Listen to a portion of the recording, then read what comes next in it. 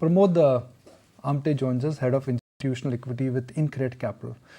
Pramod, for the market where the March correction was justified as logical and was justified as something which was a needed correction, now that market has recouped almost everything lost in the month of March. So do you think markets are getting bloated again? I think if you look at the index levels, you are right saying that the recovery has been much quicker than anybody expected. Having said that, there are definitely pockets of stocks which are still down in the high double digits, which you can justify saying that there have been event-based reactions. But if you look beyond that, I think there is definitely still a value emerging in some of the mid and small caps per se than the broader index on those mid cap or small caps. Pramod, what's the view on public sector banks? Because time and again, these stocks have been coming up. There's one day down, one day up for these names. What's the view with the public sector banks and any top bets that you have there? So we remain very selective in the PSU bank space. Our preference remains with SBI, the big brother in the space, and especially considering the deposit mobilization capability, which gives them an advantage over the rest of the private sector, is where the relative positioning is better for us versus the other PSU bank names. Right. Okay, that's the take coming in on PSBs. Let's mark what the color of the market is today and what's actually holding out. Some of the mid-cap pharma names are holding out very well. Of course, Laurus Labs is holding up 6%. Amongst the benchmarks, you've got a Divi's, which is the top mover today. And sporadically, you are seeing dots of green all across the pharma pack as well. Some of the other stocks will also just come up for you on your screens. Besides that, there's Manappuram. Escorts is holding up very smartly, 4.5% of an uptick. Petronet LNG is higher by about 4%. GNFC as well, which is now marching towards a 5% gain. Taking a little easy now for the real estate index, and especially the two names which were the sort of flag bearers the last two trading sessions, both Godrej Properties as well as DLF. They're the ones which are receding today, about 3.5% of a dip coming in. Nestle, Dixon, these are some of the other names which are seeing some red marks for themselves. Within the Nifty, once again, L&T, Kotak Bank, Bajaj Auto, Reliance is down 1%. So some of these names are, turning out to be a bit of a drag. And then underperformance and non-performance, I should say, from ITC and ICICI Bank, even HDFC Bank, which is a little soft in trade today. So they're not quite participating in today's move. Naresh, let's just get your sense of, on some of the charts from within the pharma pack. They are the ones where all the action seems to be today, be it a Divi's or a Laurus. So, Laurus looks interesting for the fact that finally the stock has crossed a recent swing high. It's given a small range breakout. The recent swing high for the stock was around 425, 427 levels. The stock has crossed above that. And the last 6-month highs are around 444, which it came very close to today. If it sustains above 440, 45, that would be a much bigger breakout and open up upsides to 500 levels. Divi's Lab, on the other hand, has been sideways for the last almost 1.5 years. So I would wait it out. It has a lot of resistance around 3,800 to 4,000. So at current levels, risk reward is not great. So a Laurus looks interesting as of now from the pharma pack. That's the view coming in on some of the pharma names right now. But in terms of the other big winners, as we were talking about, of course, the shipping companies do well, but it's the real estate pack which is seeing some sort of profit booking. So Macrotech, Godrej Properties, DLF, all of these stocks are under pressure. From a medium-term point of view, what's the bet on real estate? Can somebody enter afresh, or it's time now to book for the people who already had positions there? Pramod, the question is for you on real estate. Sorry, there was some intermittent connection challenges. So clearly, with regard to real estate, it has been one of the best performing sectors for FY24. And considering the type of stock moves and the asset price moves in the financial year, we took it off from our investment theme in the month of February. We stay out of any related either direct real estate plays or even to that extent some of the construction material space, including tiles and others, where I think the weakness has been clearly seen versus the new home sales. So we are staying out of that sector considering the risk reward is not favorable at this juncture. Right, okay, that's the take coming in the real estate pack. Just scouting through some of the other names as well. JSW Energy, of course, after the QIP news, that's one stock which is in focus. And then, of course, Anisha, interesting note from the house of CLSA on IT. A bullish undertone, one would have to say. Selectively, of course, a sell as well coming in on an LTI or a Wipro. Yeah, but you know, they haven't upgraded their earnings estimate by a whole lot, and most of the companies have been upgraded from a sell to an underperform. So it's not an outright buy coming in, yes, apart from Tech Mahindra. So maybe incrementally things will look positive, but it's not a runaway rally perhaps. That's what CLSA means to say with that note. But yes, JSW Energy 6% higher. I have to say a bit surprised by that move, because the QIP price, the floor price, that is $510 versus 560 that the stock is trading at right now, and it's a sizable dilution, mind you, 6 to 7% dilution. So a good move, clearly telling you there's a lot of interest for people to put in money there. And the other names also include like Manappuram Finance. In fact, Kunal, what's the view on these charts, JSW Energy and Manappuram Finance? So Manappuram Finance is something which is looking very attractive. In fact, after this gold price rise, this is the first time when we are actually seeing a high correlation coming back, or a positive correlation coming back for Manappuram Finance. The stock finally breaking past about that 188 resistance, and in that process completing a swing breakout, a potential swing breakout if it closes above this 188 mark today. So that could probably indicate that this could be a fresh multi-week breakout for Manappuram Finance. So looks attractive in that prospect. And even for JSW Energy, I think today what we are seeing is yet another day of price volume breakout. And in the last 4-5 months odd, we've seen multiple times that whenever the stock is coming out of a consolidation, it tends to channel up higher on the back of higher volumes, and then with slow drift or slow movement on the upside, the stock tends to move up and shifts the on the higher side. So from an earlier breakout point, which was closer to 450-60 in the month of December and Jan start, the stock has now moved higher to almost 575, 580 levels. So which means now we should be looking at 630 to 650 as a fresh target for the stock. Right. Pramod, wanted to get your thoughts in on the entire energy basket along with its ancillaries, of course. You know, even JSW Energy, the QIP and the way the stock price has moved today is clearly telling you that irrespective of the quantum dilution, it will have appetite and will find buyers.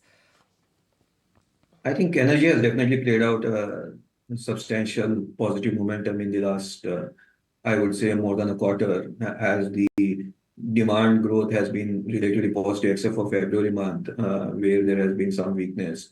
But if you look at the broader parameters like PMI, manufacturing continues to scale up a new high, and the type of new investments expected to revive that power sector continues to augur well in the overall scheme of things. And there, our preferred pick is through the construction names than the pure utility names, in the L&T and others, or the Thermax to that extent, where the comfort will continue to play through on the equipment suppliers is where we are placed.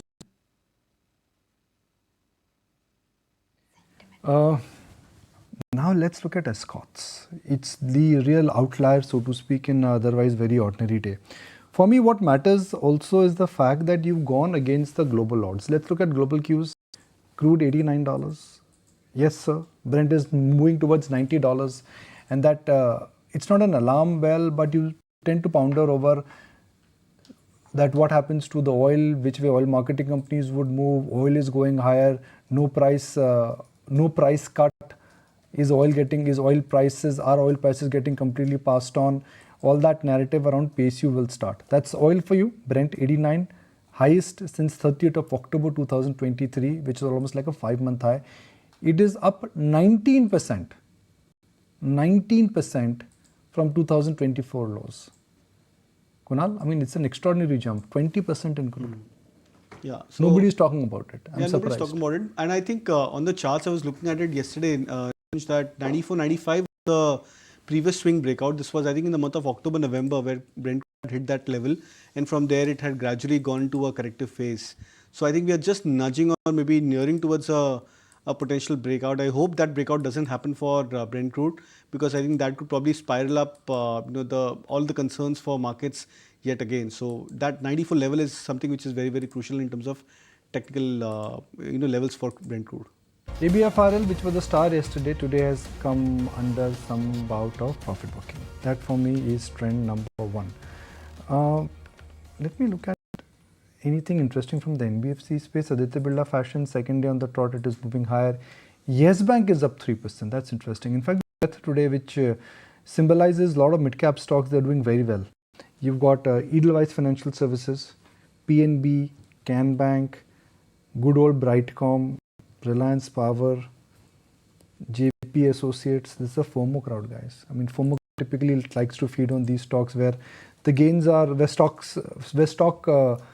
denomination is low, where liquidity is large, and the spikes on both the side could be very, very big, considering that the FOMO crowd always chases momentum. Kunal, that FOMO word, is it really applying with the market right now? Because you see really the tail enders which have started batting now. Yeah, so the mid cap end is where I'm definitely sensing FOMO, because that's where there's a hurried price action for many of the stocks. So rarely do we see that in such a recovery stage. You see the two-digit mid cap names rallying up by a margin of 10 to 15%. So I would probably expect, yes, there is some sort of FOMO which is happening in this space. And do you think the FOMO will continue? Could we crawl back to March levels? See, if the quality of the stocks deteriorate, and if these stocks move up by 10-15% on a higher basis on maybe consecutive days or consecutive weeks, then I think then we can probably expect that this is more froth which is building back again into the mid caps and small caps. But if there are quality names which tends to move up higher first, and then it's followed by the tier 2, tier 3 mid cap, small cap names, then that would be a healthy trend in the making. So I think it all depends that over the next couple of days, do we see that the tier 2, tier 3 stocks leading up front in terms of price performance, or it's the larger cap ones or the more formidable ones across the space? Okay, Although it already seems like some of those scavenger names are the ones which are where you're seeing some action build up. I mean, look at it, JP Associates, our power, I think, is already locked in upper circuit. And I think these stocks have seen consistent such moves over the past few trading sessions. Yes Bank, etc. as well added to that list. But Pramod, what is it that you make of small caps in particular? I'm sure at your end as well, you've been sort of hunting the ground for opportunities. Anything that looks interesting? Sure. So even though we have been cautious on smaller and mid caps, but we feel the extent of damage which has happened, there are still some names which give us better risk reward entry points. So in our high conviction list we released for the month of April, we have added 3 names into the same. So they are like basically where the valuations are definitely affected from the 40 levels of +1 standard deviation to either mean level or below mean. So the names are like APL, Apollo Tube, where clearly capacity we feel will give a earnings boost both in terms of top line driven and the sales mix improvement. Whereas I would say the valuations are back to a mean level. We added Spandana Spurti in the small cap basket, where again the concerns about the some of the geographical exposure is overdone, and we feel again the valuations have corrected pretty handsomely. So we added that into a small cap. We initiated on Skipper, which is more on the power T&D space, and we added it into high conviction. So if I had to look at overall scheme of things, we added 3 names in this correction in the small and mid cap versus 1 name that is Titan in the large cap per se. Spandana Spurti, Skipper, as well as APL Apollo Tubes are some of the recent buys coming in as far as InCred Group is concerned. But Pramod, what's the view on metals basket? Metals, we are still concerned overall as a scheme of things.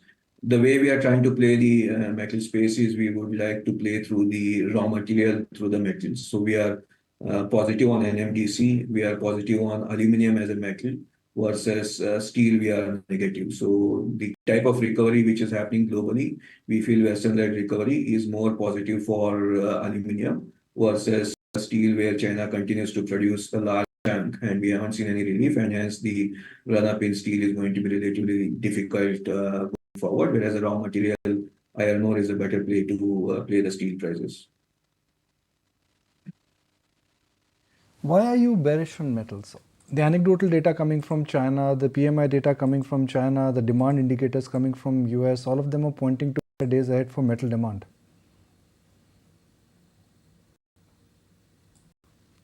Pramod, why are you bearish on metals? Sorry, I lost you on that. So if I, as I said, we are more selective on metals, and clearly the extent of product, it's not just the recovery in China, the extent of the steel production in China is still humongous. We don't see any relief coming from China supplies into the global steel market. And hence the benefits for Indian steel companies are going to be relatively smaller, and we continue to remain negative on broader steel names, whereas the proxy play there is more for us NMDC, where the prices are moving up and the production is also seems to be continues to favor NMDC versus the steel names. Identify 3 liquid mid-cap names for us which have emerged stronger after the March fall.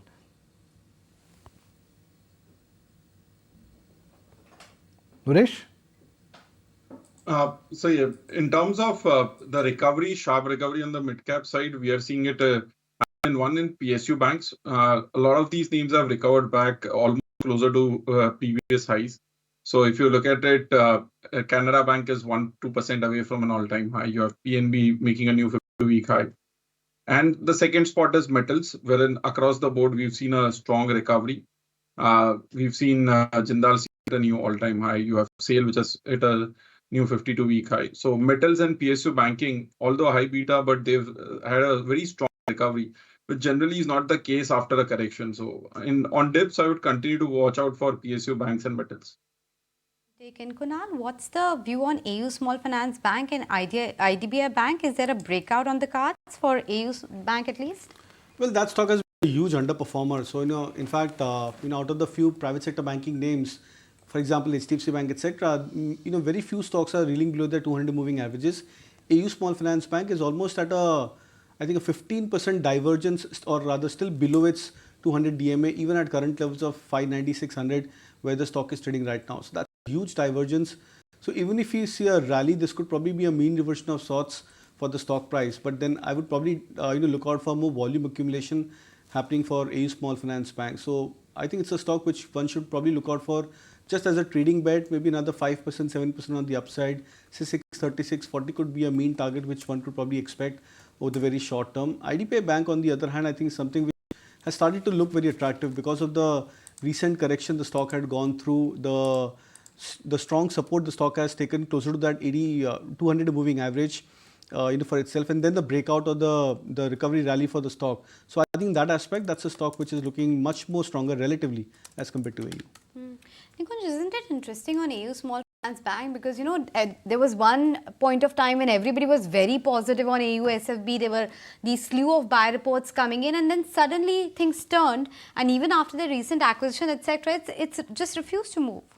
So last 3 quarters they disappointed both on the NPA front and also on the growth front. So what they projected in terms of growth, now they're claiming that they're consciously slowing it down in order to keep the NPAs under check. And B, if one really looks at the NPAs, also the NPA projection which everybody thought that would really be under check. I mean, there's nothing alarming there, but those numbers in a sense have not really been very, very promising. The stock saw an extraordinary run up. Same time last year after Sanjay Agrawal got an extension. And post that, it got through this mini re-rating, but then they have to expand now. The wall for liability continues. Their cost of acquiring assets, I think, is still under pressure, and that is largely because of what's happening to the entire liability franchise. So it had become an expensive stock. Price to book had gone to about 2.5 times, which frankly is high considering that large banks are trading at that kind of an level. So I think it'll take another quarter or so before this acquisition kicks in, before things really neutralize, at least on the cost to liability front. But they're building up a very technology and a very customer focused bank. So typically when these banks, they go through cyclical downturn, and when the going gets tough, that's the time you need to actually buy them. I mean, if you bought, let's say, some banks during the downturn, that's the time you actually rewarded. A classic point here is IndusInd Bank, Axis, or even for that matter ICICI Bank. Okay, that's the take coming in on AU Small Finance Bank. But let's shift focus, and while it's sweltering hot outside, there are some things one does savor every summer, and that's mangoes. But the good news is that prices haven't quite surged despite despite the fall in production for the start of the summer season. And traders are expecting prices to only gradually rise. So let me take it across to my colleague Astha and get a detailed ground report on what exactly can we expect this mango season. Well, the summers are here and so is the king of fruits, mangoes. That's right. We are at the APMC mango market and you can see different varieties of mango which are filled throughout the market, starting from Alfonso, Kesar and Pyri as well. Starting with the demand is very, very much high as compared to last year. People are saying that they have to pre-book their mangoes to get their favorite variety of mangoes, and they have to pre-book several days ago to book and purchase the mangoes. Talking about the price, each variety have different prices, starting from Alfonso to Pyri, the small mangoes to big mangoes. They are starting from 800 rupees per dozen to 1400 and 800 per dozen as well. We are at the market and you can see different varieties of Kesar mangoes, Alfonso and Pyri markets, which are bundled here at the market as well. And this market is also filled. People are coming from far away distances to take their mangoes as the summer season has started. But on the contrary, the retailers are saying that the production is low this year as compared to other seasons, the last year seasons. The production is way low and they have to sell with a higher rates in the market as the demand is very much higher than as compared to last year. Also, there is other side of the story as well. We talked to the farmers as well and they said the production is way low. Earlier, they used to grow 50,000 mangoes per acre, but now their production has reduced to 20,000 to 25,000 mangoes per acre, and the production is going down because of the erratic rainfalls and the weather fluctuations. These are the basic problems which are giving mango, which are impacting the growth of mangoes. So hence the retailers and traders are getting less production this year. Also, people are complaining about the varieties sold out in the morning, so they have to be in long queues and the waiting period to get their mangoes. Also, according to the traders and farmers, the demand will keep on increasing at the end of the April and May. And maybe the production, if the weather remains good, the production will improve and will be fulfilling the needs of the people. Point taken. Asked, it would have been lovely if you could have got back some mangoes for us. We all are waiting here in the studios to probably relish on that. Aisha is a big fan of mangoes and so are you, Nikunj, right? Who doesn't like mangoes? As in, you don't have a big sweet tooth, and I'm not a big fan of mangoes. I can have it, but not like, I don't wait like she waits for it. The mangoes have come for the season. Why are you waiting? Mangoes have already come. Why are you waiting? I'm not waiting. As in, just have it in the studios. Just enjoy it here. But that's the latest as far as the mangoes are concerned. There is a big mango vendor outside Kunal's house. Do you know about it? Kalwa Devi has a lot of mango vendors. Is it? Yeah. I'm sure everywhere across Kalwa Mumbai, Devi those big everywhere. trucks and big Kalwa, shops and that are you come trying up. to say that you don't buy mangoes from Kalwa Devi or you're not keen to get it for us? I think there's something pending from your side first, I don't remember. which is still pending since last. Which is what? I don't remember actually. IsKCON. Gopala Rasgullas. I think we'll have to Gopala take Rasgulla this Delhi. conversation Gopala Rasgulla offline. Delhi. It's a long overdue conversation. I think within the meantime, let's take the closing trade picks, if not the food picks right now. Naresh, what's the closing trade idea? So that would be a buy on Bank of India. The stock is on verge of a breakout above the recent swing highs. It has made a strong recovery after the correction. So expecting this to go towards 150-55 in the short term. What are your closing ideas? So I'll go with a buy on dips for AB Capital. I would still believe that after this 2-day, 3-day consecutive move, even if there is a couple of days of retracement over the next couple of days, I think that should be taken as a good buying opportunity.